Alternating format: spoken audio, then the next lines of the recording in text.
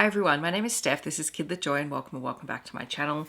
Today I am here to review The Baby Sleeps by Lisa Dick and illustrated by Laura B. This is a picture book that came out early in July from Allen and Unwin, and it is a really gorgeous story for very young readers. The blurb on the back says, "Amid the city's busy bustle, the baby sleeps. On an island in an ocean, the baby sleeps. On our blue and spinning planet, the baby sleeps.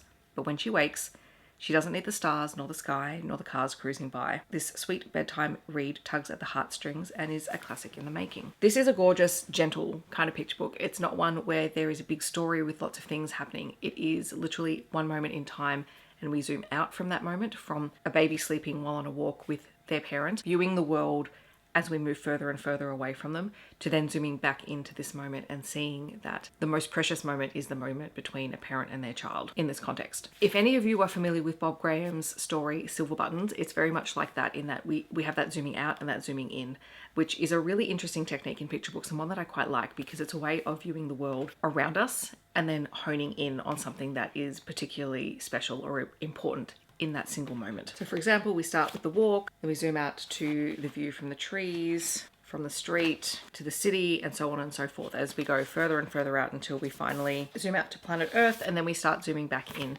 And it's the whole idea that a child doesn't need every single thing that is going on around them. What it needs is the love and care and the time of the adults around them.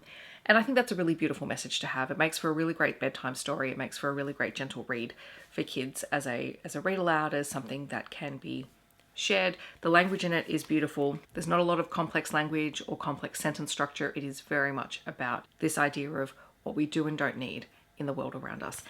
And it was lovely. So thank you again to the publisher for sending me a review copy.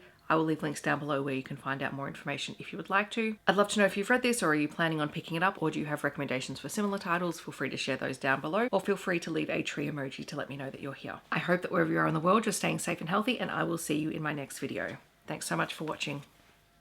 Bye everyone.